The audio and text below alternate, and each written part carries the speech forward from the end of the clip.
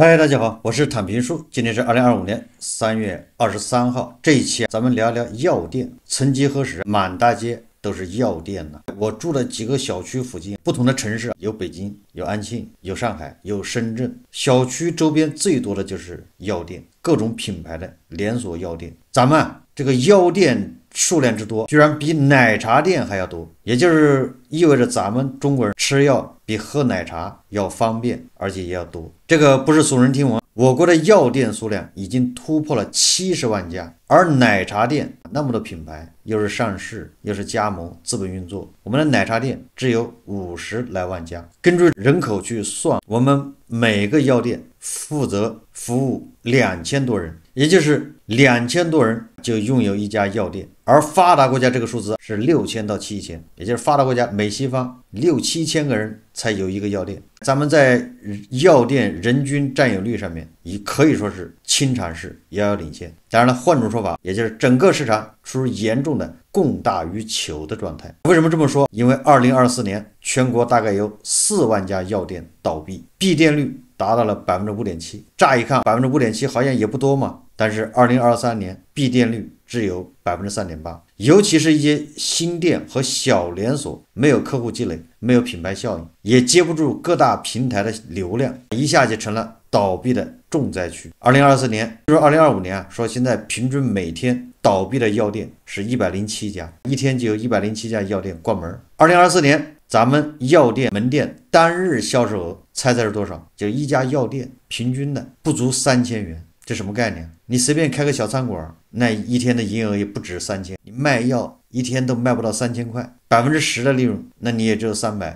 一个月不到1万，你店里房租、周转资金、员工工资，也就是说，那肯定是如果按10%的净利润都是不赚钱，都在赔钱。那为什么这些连锁药店还是疯狂的叫嚣，今年再开5000家门店，甚至有的店连锁店要突破10000家等等这个计划？为什么他们不遗余力的发展加盟店入局，最终加盟店灭亡？每个灭亡的加盟店代表着一个中小店主被吸干了血。而且药店进入恶性竞争后，消费者也会沦为韭菜。你到药店去，他们的营业员现在的原则就是不推对的，只推贵的。20块钱能看好的，他就推你买200块钱的药，哪个药贵，哪个药提成高，他就推荐哪个。因为老板定的 KPI 太重了，自己也要赚钱提成养家，所以很多消费者自己都快成半个医生。去药店之前，先要自己在网上先查一查，现在人工智能你查起来也比较方便。关于药店，大家看一个视频。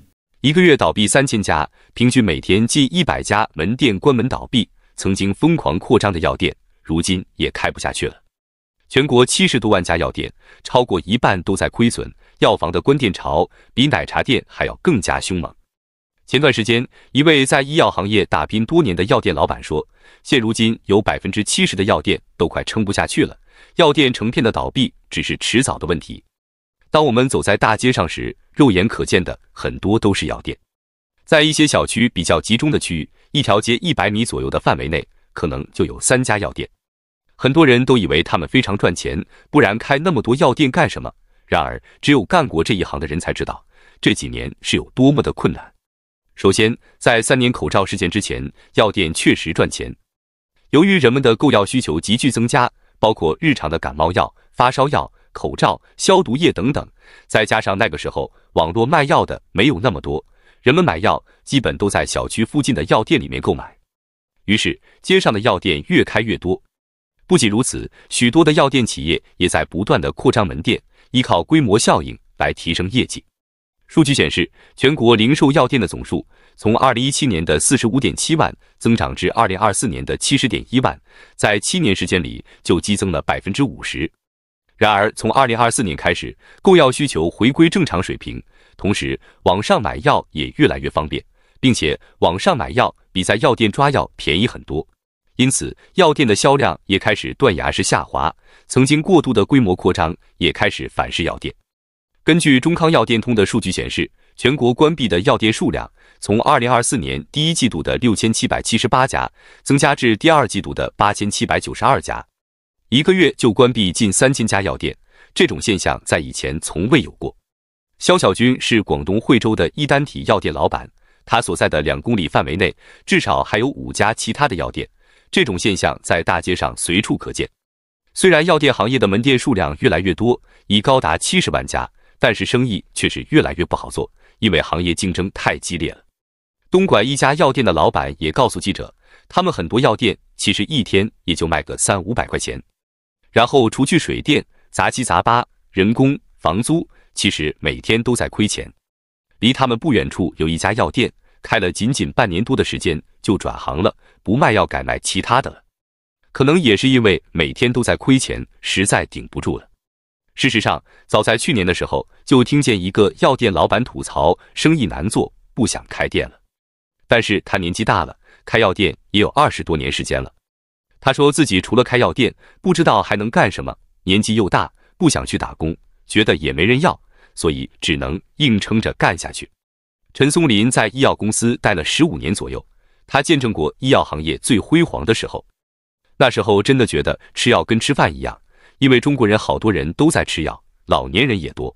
他们公司一个月卖给3、4线城市这些药店的金额是250万，并且这还只占到他们公司总业绩的1/10。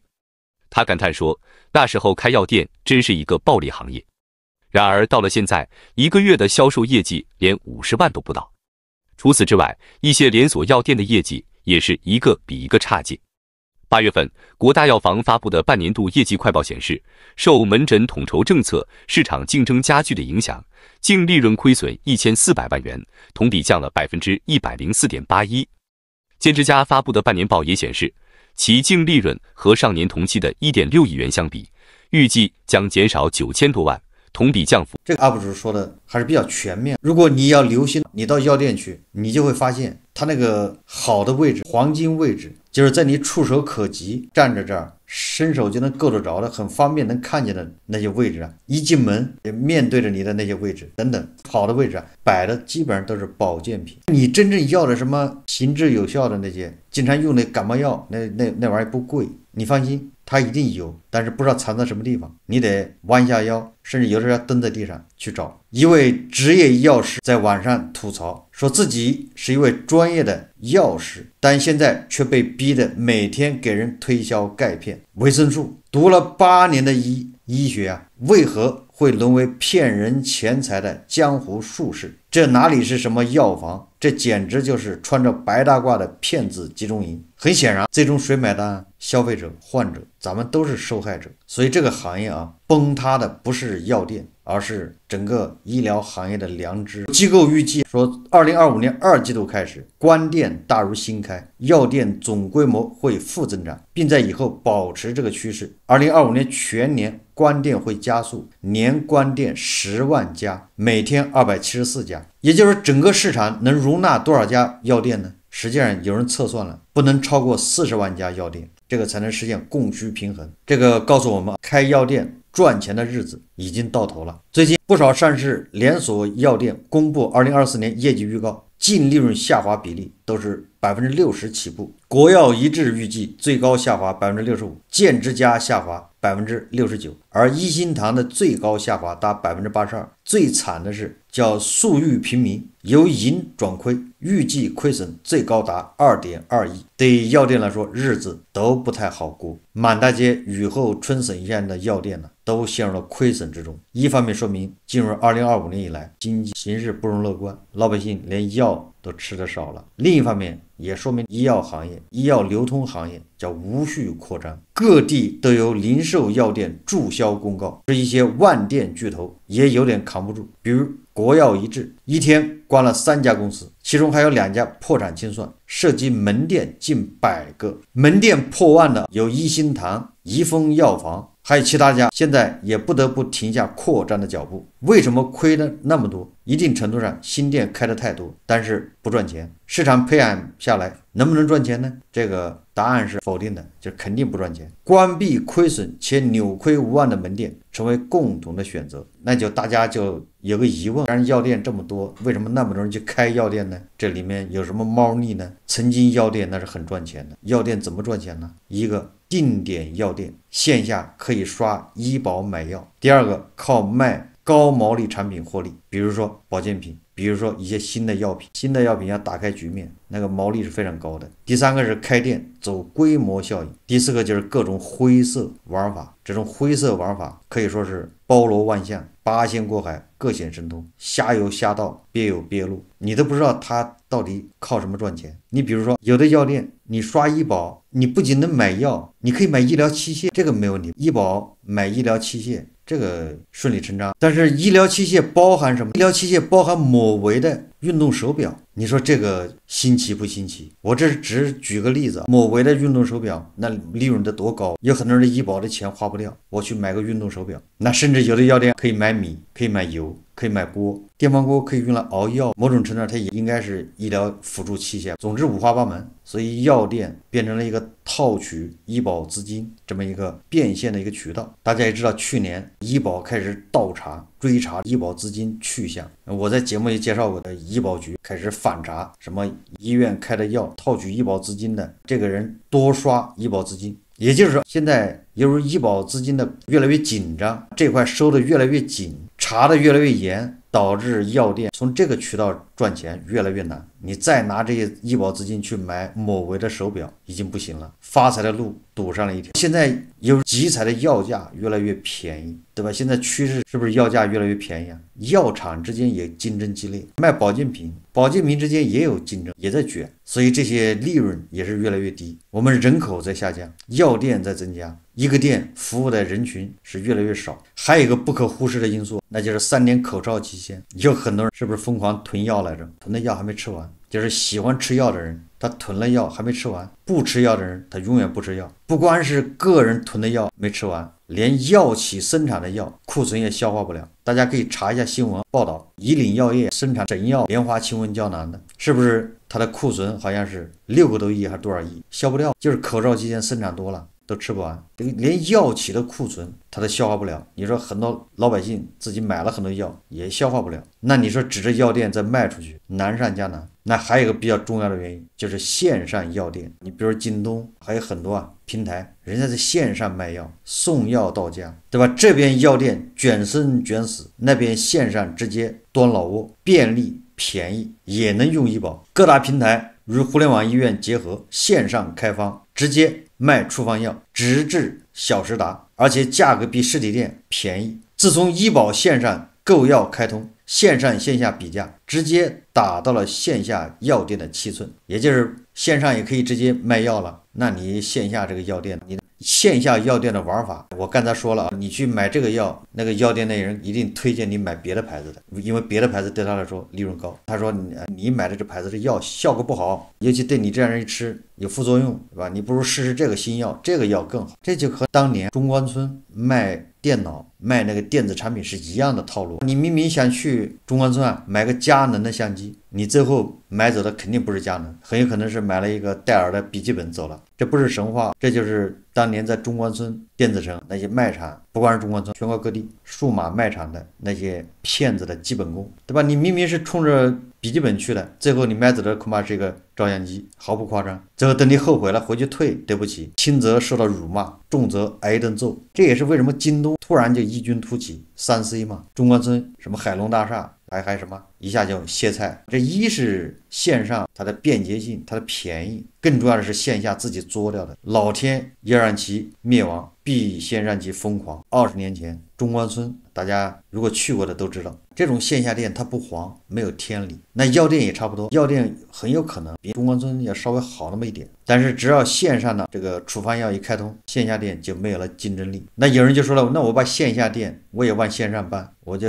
让人送货呗。那你没流量，如果你上那些大平台去卖，那行，你相当于给大平台打工，变成个鸡肋，食之无味，弃之可惜。所以现在很多药店已经开始搞副业，搞出一块出来卖彩票，再搞出一块出来搞美甲卖化妆品，有的实在不行搞2个老中医坐里面，开始给人治病，升级为诊所。当然了，最关键的原因还是套取医保资金这条路越来越难走，这个是以前药店赖以生存的大头，现在保不住了，这是核心原因。随着医保的监管越来越明显，越来越严厉，随着这些漏洞被堵上，医保定点药店呢也在清理之中，严控增量，优化存量。所以说对连锁药店来说2025年大洗牌已经开始了。有的连锁店本钱已经赚起来了，那现在关门损失有，恐怕还不大，但是更多的连锁店还在回本过程中，甚至有的还没有回本，还在往里投入。这些药店啊，恐怕就是要暴雷。所以对我们韭菜来说，如果这些药店有什么优惠折扣，让你充值充卡，还是小心他们跑路。皮裤套棉裤必有缘故，满街大街小巷的药店终于走向落幕。靠吸医保资金的血活的这么多吸血虫走进了他们的终点。除了药店，2025年餐饮对吧，火锅店、连锁店、奶茶店、各种加盟店日子都不好过，都在纷纷倒闭，都在洗牌。新加坡联合早报他昨天刊登一篇文章，新加坡联合早报报道说中国餐馆倒闭潮加剧，餐馆送赞人应接不暇。他还配了一个视频，这视频就是一个收餐馆二手家具的、厨具二手设备的，我在以前节目也介绍过。他说的是北京，在中国首都郊区一座破旧的仓库里，38岁的安大为忙着检查一排排等待转售的巨大冰箱、工业炉灶和商用烤箱，这些设备原本属于已经倒闭的餐馆。这名二手厨房设备商向路透社直言，你普通人开一家餐饮店其实是必死的。在北京各地倒闭的餐馆里，安大为和他的工人团队忙着回收餐馆倒闭后遗留下来的椅子、烤箱、储物柜和烘干机等设备。现场还有叉车负责将部分大型设备运走。根据企业信息平台企查查数据，去年安大为和他的团队每个月平均拆除200家倒闭的餐馆。这就是一个团队，安大为和他的团队一天要拆6家，就他们呢，那北京现在的团队有多少家？比1年前增长了270%。而在全国范围内，去年注销的餐饮企业总数达到了300万家，写下历史新高，合着一天将近8000家，一天倒闭8000家餐馆。安大为说在北上广深等一线城市，每个月餐馆的倒闭率超过10%，某些月份甚至高达15%。这意味着你经营一家餐饮店，每年的循环倒闭率超过100%，这个数字太残酷了。那言下之意就是你要开个餐馆，必倒无疑，无非就是半个月倒、半年倒，还是8个月倒。路透社引述分析人士指出，在中国一家餐馆的平均寿命仅约500天，而在北京这一数字甚至低至1年，也就是365天。北京市政府数据显示2024年上半年北京餐饮业的净利润暴跌88%。安大为说，2023年口罩疫情限制措施放宽后，房地产、教育、金融和科技等行业出现裁员潮，导致大量失业者涌入餐饮业，尝试创业求生。你看我这个频道从开播以来一直劝大家不要去创业，不要失业之后一着急就加盟一个餐馆、开火锅店、加盟奶茶店，把最后的一点赔偿金给抖落掉了，彻底的陷入绝境。你看看这个专门收二手设备的安大为，他说因为疫情过后，房地产、教育、金融、科技等行业出现裁员潮，这被裁的人一时接受不了，手足无措，拿着赔偿金就杀入餐饮业。因为餐饮业没有门槛，你请个厨师找个地方就能干，不行加盟50万加盟费一交，有人帮你，结局大家都知道了彻底没猴子耍了，把身上几个钱抖落掉了。但在经济放缓的背景下，普通消费者纷纷缩减外出就餐支出，促使各家餐饮业发动激烈的价格战，犹如大量餐馆倒闭。2024年全年中国餐饮业的收入增长放缓至 5.3%， 远低于